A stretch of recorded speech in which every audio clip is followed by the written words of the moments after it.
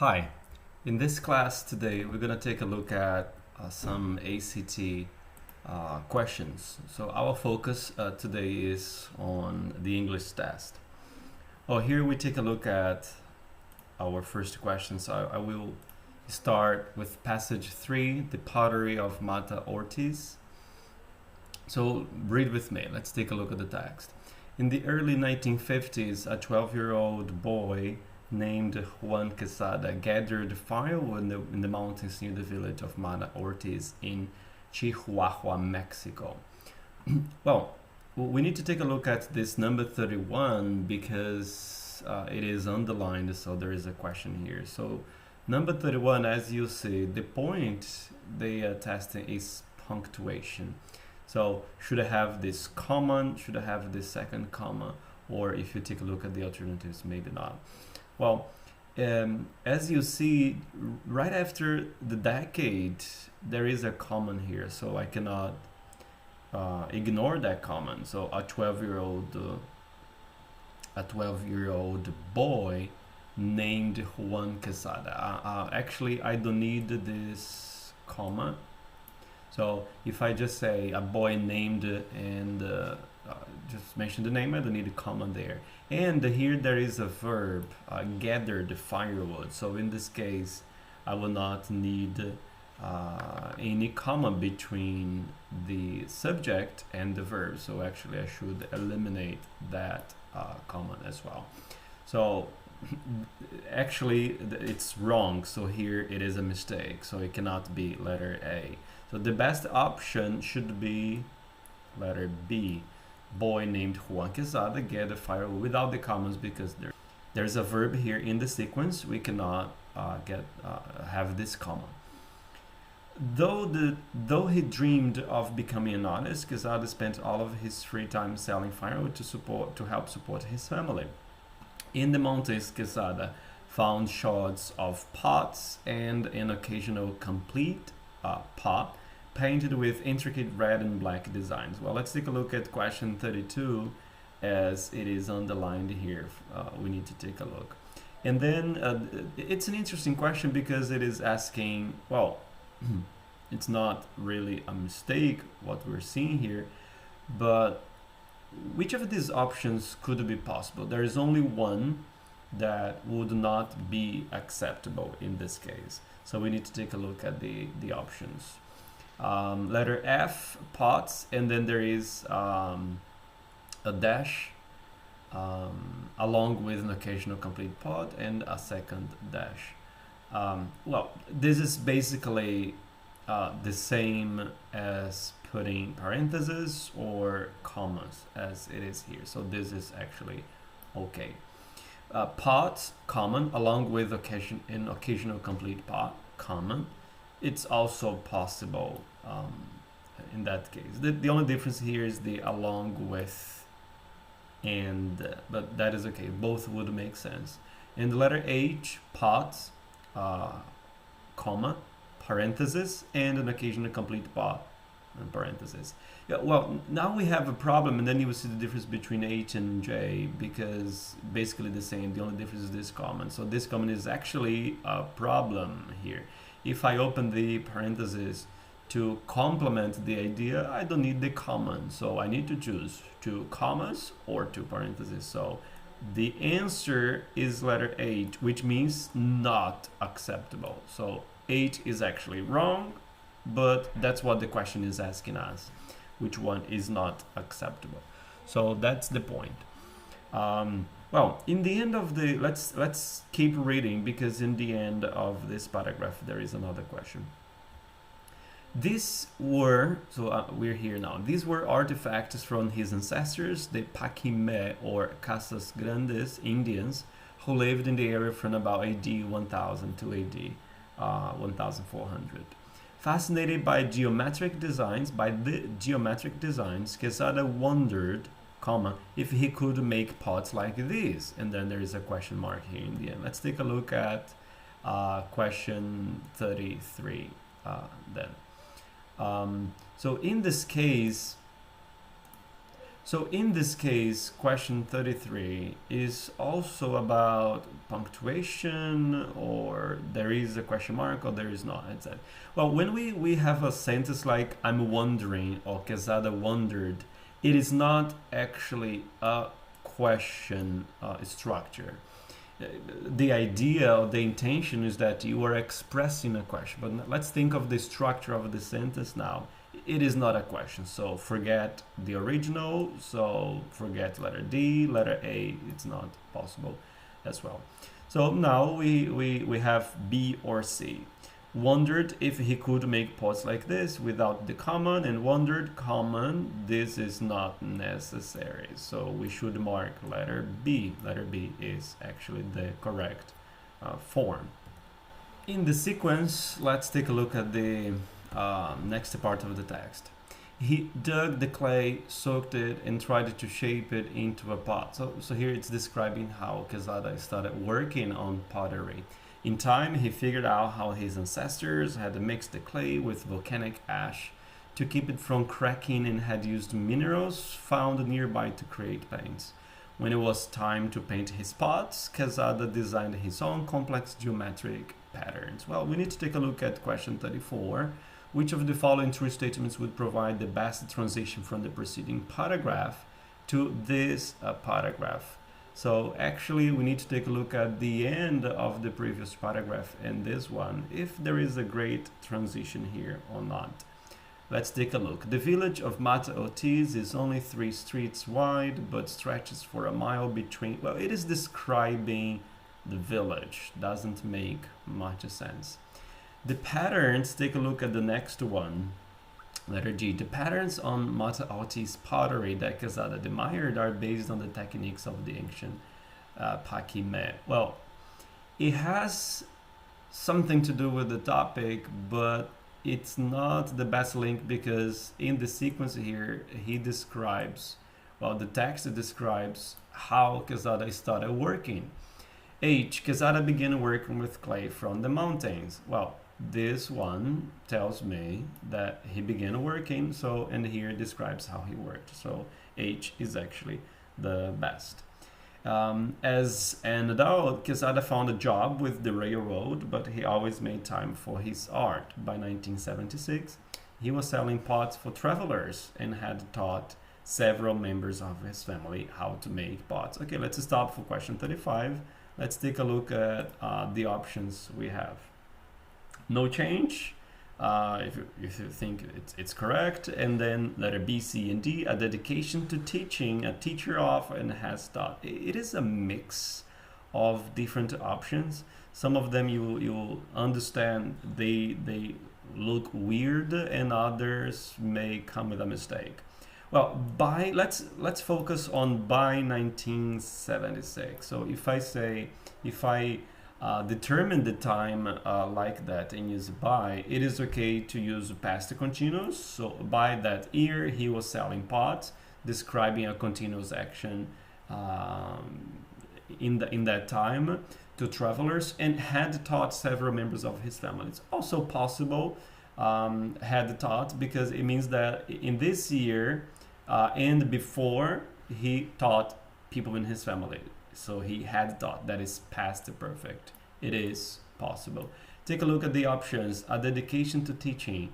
I'm using this time mark and I come with verb and verb. So I need the verb and the verb. So it is not okay to come with a noun. A dedication to teaching makes no sense.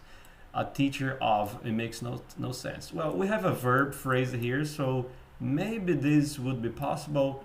No, it is not, because has taught would have an implication to the present, but we're talking about 1976. Correct answer of 35 is actually letter A. No change, everything is okay the way it is. 36 comes in the end here. 3 of Quesada's pots were discovered in a junk shop in New Mexico by anthropologist Spencer McCollum, who at first thought they were prehistoric. Well, it seems that question 36 is not about mistakes or anything, but the idea, let's take a look. In F, how closely Quesada had created his pots. within the Pacme tradition? Well, it is describing, right, in this clause, who at first thought they were prehistoric. So if Spencer thought they were prehistoric, it's like, look, this guy, Quesada, really works just like people in the past. So letter F makes sense. Let's take a look at letter G. That Quesada's technique as a potter wasn't very well developed. It makes no sense. How strikingly simple Quesada's pots were. That is not the idea. It's not saying it was simple. That the style of Quesada pots was outmoded. Also makes sense. It makes no sense. So the best answer is letter F. In the sequence, we take a look at questions 37 and 38 in these short fragments. His search for their creator led him to Mata Ortiz and an eventual partnership with Quesada. Let's take a look at question 37. I believe that question 37 now focuses on verb form. So led him, we're talking about the anthropologist, right? So to a place, to Mata, the village, Mata Ortiz. This verb is in the past, lead, led, so this is the past form. Sounds okay to me. I don't see any mistake there. Look at the options they bring. Lead in the present? No, I cannot use the present there. And lead again, lead him or lead himself, but they are using the verb in the present. Now, what I have is letter A and letter C. This is not the case of the use of reflexive pronoun. His search led him. So the search led someone to a place. It makes sense. So letter A is correct. So reflexive pronoun would not fit the case. An eventual partnership with Quesada. What is an eventual partnership? So we understand that he arrived in the village and some time later, right, eventually they became friends. They became partners. It makes sense. Let's take a look at the question. Which choice most strongly suggests that Quesada's partnership with McCollum was not formed right away? Well, the original makes sense. Let's see the options. A circumstantial, momentary, a timely. Well, a timely is actually the opposite because the question is was not formed right away. So J makes no sense. Momentary, of the moment, makes no sense, and the circumstantial makes no sense. The original, no change, is the answer. Eventual means later they became partners. So that's the alternative you would mark in number 38.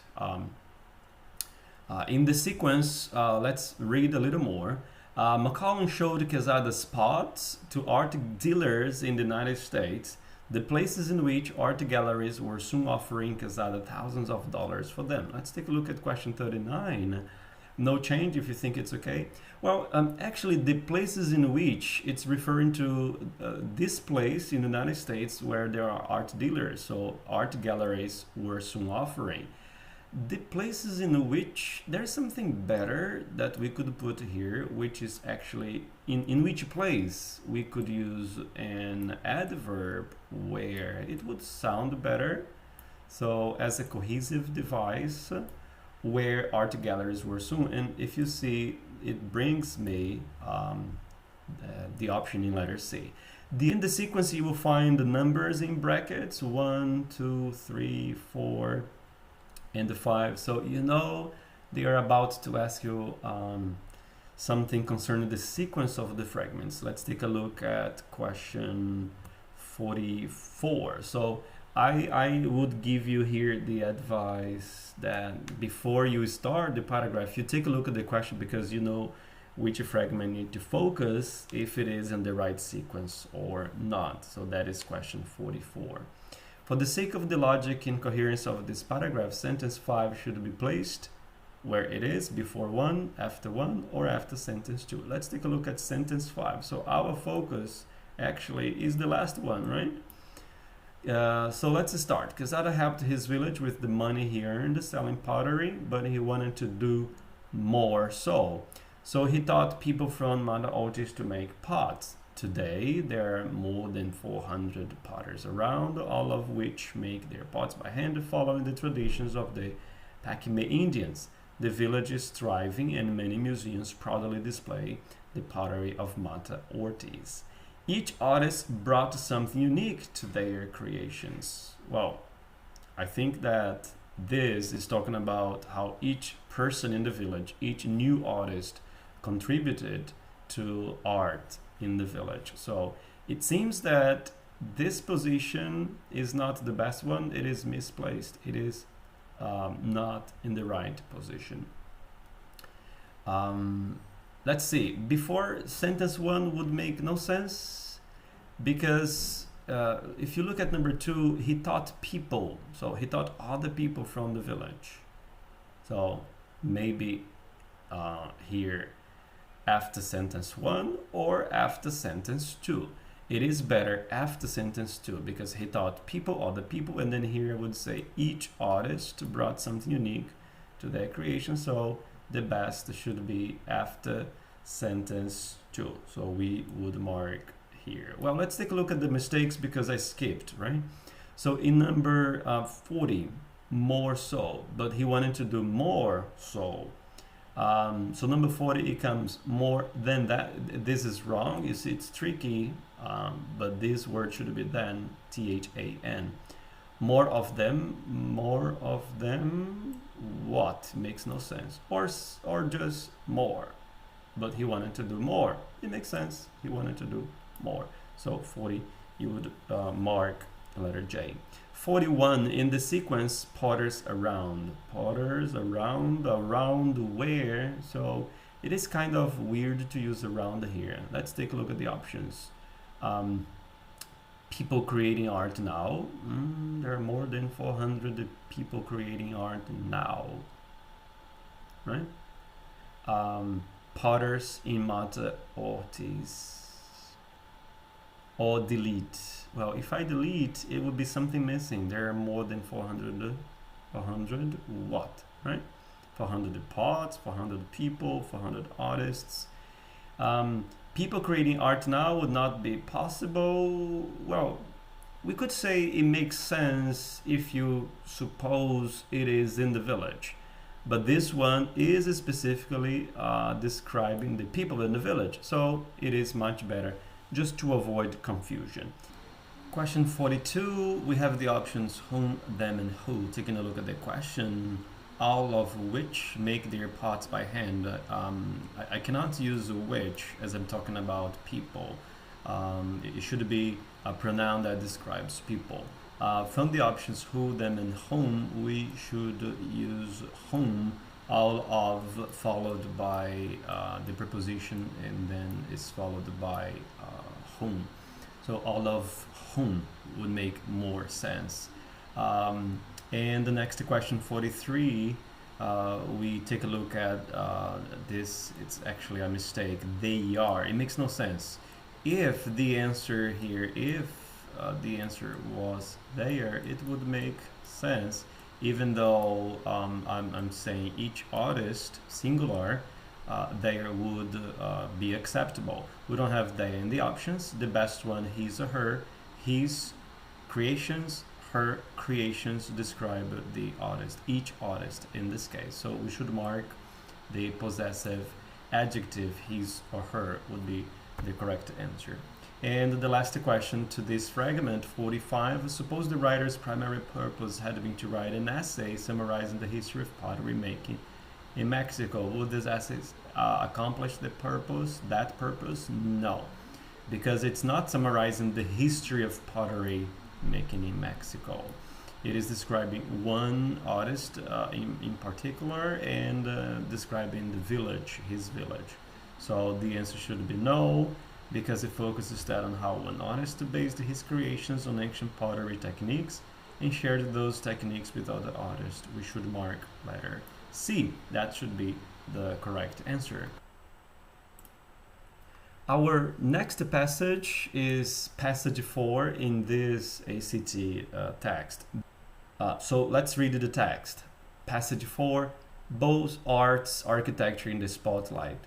On West 45th Street in New York City, wedged between buildings more than twice its height, stands the Lyceum Theater. Well, we're talking about the theater, so we need to take a look at 46.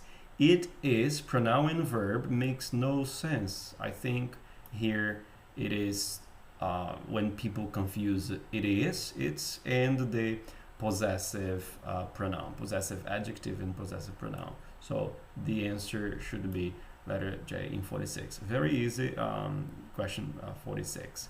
Let's keep reading. Tourists in New Yorkers are like regularly filling this theater to its 900 seat capacity. 47 brings a question that works on punctuation. There is common in B and C, and also verb form filling in the gerund form, possibly a continuous form or gerund form, and fill infinitive form, which can be used to describe the simple present.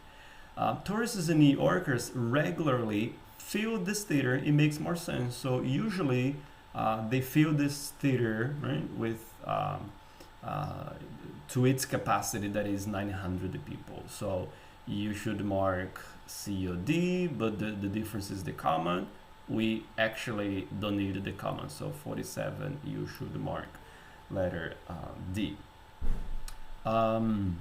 Okay, reading a little more. Most are there to attend a performance. A few, for example, are likely to be architecture buffs. They come to admire the stunning building itself. Well, the text now we start looking about. We'll start talking about the architecture of the building of the theater. For example, doesn't make much sense. Most people are there for the performance. Others, a few of them, they want to admire the architecture of the building. So, for example, is not a good cohesive device here. Consequently, however, in fact, however is the best option, because I'm telling you, most people go for the performance. However, some will go for the architecture, right? Okay, so in question 49, then we have they come to admire the stunning building itself. And then we take a look at the options in 49. No change, there to, whom, and they. Well, let's see let's look at the mistake, if it is a mistake. They come to. Well, if in the beginning of the clause I have other people or a few people are likely to be architecture buffs, and then I use they and come, a subject and a verb, it's unnecessary, because I'm describing a few people here are like to be architecture buffs there in the theater to admire the stunning building itself. It makes sense, but let's take a look at C and D. If I use whom admire the stunning building, well, actually this could be who, because in the clause the relative pronoun is not working as the object of the sentence, but the subject of the sentence, who admire. So it should be who, not whom. So this is not appropriate. And they would make no sense. They admire. If I'm using a subject and then I use they, another subject, it's unnecessary. B is actually the best option we have. The next fragment, let's take a look. Let's read. We have questions 50 and 51. The Beaux Arts revival of classical Greek and Roman architecture is apparent on first view of the theater. The Lyceum's facade, the exterior front or face of the building, features half a dozen Corinthian columns. It is talking about the exterior architectural design of the theater. Above the columns extends a horizontal stone band called the frieze. Carved into it are the classical theatrical masks that represent comedy and tragedy. So questions 50 and 51. 50, we have something with punctuation and also some changes using the preposition into. Let's see which one fits better.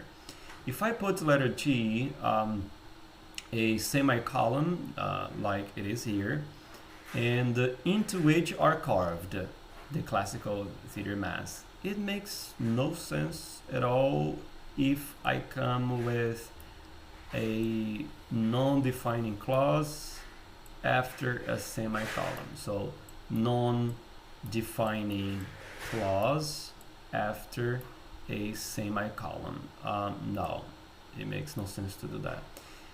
Letter H, even worse. Freeze into which are... It sounds like this is not the kind of fragment that you separate with a period. Well, we have letter J, or just keep as it is. The difference is that we use a comma or a semicolon here in the original. It is okay with the semicolon. Above the colon extends, so I'm describing, extends something, and there is something, right, carved in this frieze. So on the frieze there is something carved, the masks. So it is okay. We should mark F, no change. The comma here could be used with a different idea instead of carved into it, because then it's like I'm starting a new statement, a new clause. I don't need to separate it with a period. It's true. If I put a semicolon, it works well. For question 51, let's see, the writer is considering adding the following sentence: masks figured prominently in classical Greek theater performances, in part due to the fact that one actor would usually play several characters. Should we add the fragment here in question 51? Well, all the description is about the theater, the architectural characteristics of the building. We would say no, let's not add that here. C or D, let's take a look. It only addresses classical Greek. It doesn't include information about Roman theater. We don't need to include anything about Roman theater. So letter D, no, because it deviates from the paragraph's focus on the Lycian theater's architecture. It is actually the best answer, letter D. In the sequence, demonstrating the both arts infusion of Renaissance and Baroque details, tall arched French windows symmetrically placed between the columns lighten the imposing gray limestone structure. Again, we have a kind of question that brings brackets, A, B, C, and the D. So we know they're going to ask us about the position, or if we should insert anything here. So that is actually 57. In this case, to separate paragraphs. So let's take a look at what the paragraph will bring. Above the windows and frieze, an exterior balcony spans the width of the gray building. So question 52, gray. Let's see what is wrong. Gray limestone, or simply limestone, or we could delete the underlined portion. Well, if you take a look at the description before, it had already described the color of the structure, gray limestone structure. So gray here is not a mistake, if you could consider that. It's just that it is unnecessary, it is repetitive. So let's just delete. 53 in the sequence. The balcony is fenced with a balustrade, a stone railing supported by a row of waist-high, phase-shaped pillars. Let's take a look. It is more about punctuation with a comma, or look at all these options. Again, I'm using a period, which is, this is not the combination we make with non-defining clauses, which is, I start a non-defining clause. It would be okay with a comma, but with a period, no. It being, it's not one of the best options you should bring to a text. And the last one, this is. This is a stone railing. Well, it's not the best way to describe it. The original, I'm actually bringing a description. What is a balustrade? A stone railing supported by. The original is okay. Let's mark letter A.